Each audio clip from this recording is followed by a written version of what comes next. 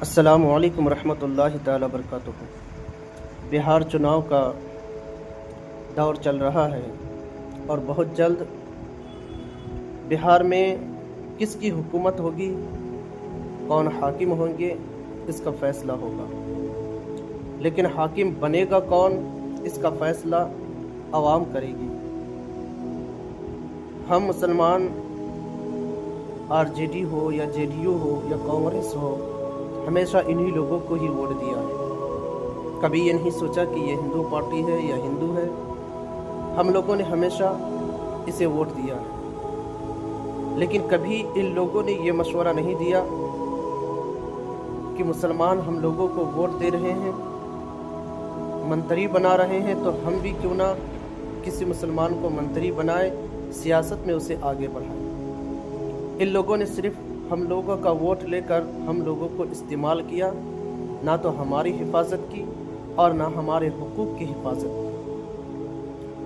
اور جہاں جہاں بے دردی کے ساتھ مسلمانوں پر ظلم و ستم ہوتا رہا، موب لنچنگ، دنگا فساد، ان چیزوں پر یہ نیتا لوگ صرف اپنے زبان سے دو چار بات نندا کے طور پر بول دیتے تھے، بس خاموش ہو گئے۔ کبھی بھی مکمل طور پر یہ ایکشن نہیں لیا کہ مسلمانوں پر اب ظلم نہیں ہونا چاہیے، موب لنچنگ کسی کی نہیں ہونی چاہیے، اس طرح کا انہوں نے کوئی ایسا قدم نہیں اٹھایا۔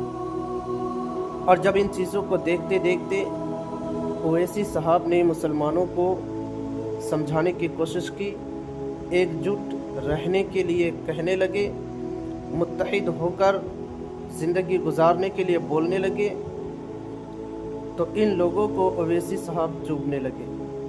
اور سب سے بڑی تعجب کی بات یہ ہے کہ آپ کسی یادو سے پوچھیں گے تو وہ کہے گا ہم لالو یادو کو ہی ووٹ دیں گے۔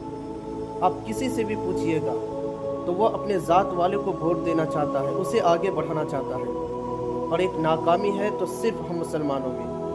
ہم مسلمان یہ چاہتے ہی نہیں کہ مسلمانوں کا کوئی اپنا رہنما ہو، مسلمانوں کی سیاست مضبوط ہو، مسلمانوں کی منتری ہو، یہ مسلمان نہیں چاہتے۔ خود مسلمان ہی مسلمان کے پیچھے لگا ہوا ہے۔ اویسی صاحب کو کبھی BJP کا بی ٹیم، تو کبھی دنگائی پارٹی، کبھی ایک دھرم کو لے کر راجنیتی کرنے والے اس طرح کے کہنے لگ رہے ہیں۔ اور بڑی تعجب کی بات یہ ہے کہ جو RJD، کانگریس یا JDU کے لوگ ہیں جو اویسی صاحب کو بدنام کر رہے ہیں، ان سے میں یہ کہنا چاہوں گا کہ تم خود کیوں نہیں کہتے اپنے پارٹی والے کو کہ اویسی صاحب کو بھی اپنے پارٹی میں شامل کرے؟ اور جب شامل نہیں کیا تو اس کا مطلب یہ ہے کہ یہ لوگ چاہتے ہی نہیں کہ مسلمان آگے بڑھے، مسلمانوں کی کوئی سیاسی پارٹی بنے۔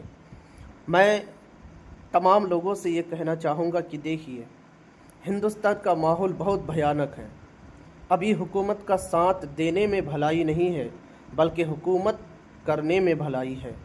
ابھی قانون کے ساتھ، قانون والے کے ساتھ نہ رہیے، بلکہ آپ خود قانون میں رہیے، کیونکہ جب حکومت آپ کے ہاتھ میں ہوگی تب آپ اپنی حفاظت اور دوسروں کی حفاظت کر پائیے گا۔ اگر آپ کے ہاتھ میں حکومت کی طاقت نہیں ہے تو پھر سمجھ لیجئے کہ آپ ہمیشہ ہی ظلم کا شکار ہوں گے۔ آج اتر پردیش میں دیکھ لیجئے، آسام میں دیکھ لیجئے، وہاں کے چیف منسٹر لوگ کیا کر رہے ہیں۔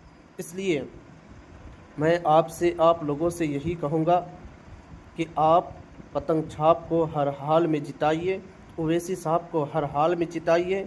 اویسی صاحب کس کو ٹکٹ دے رہے ہیں، نہیں دے رہے ہیں، پیسہ لے کر دے رہے ہیں یا کیا کر رہے ہیں، ان چیزوں کو نہ دیکھ کر آپ صرف یہ دیکھیں کہ اب ہم مسلمانوں کو اپنا ایک سیاسی پارٹی مضبوط کرنی ہے اور اپنے لوگوں کو حکومت پر بیٹھانا ہے۔ چیف منسٹر نہیں تو اپ مکھ منتری ہی صحیح، لیکن حکومت میں ضرور مسلمانوں کو بھیجنا ہے تاکہ ہماری حفاظت ہو سکے، ہمارے حقوق کی حفاظت ہو سکے۔ آپ کسی کے بہکاوے پہ نہ آئے۔ RJD ہو یا کانگریس ہو، یہ سب کے سب اسی مزاج کے لوگ ہیں جس مزاج کے BJP والے ہیں۔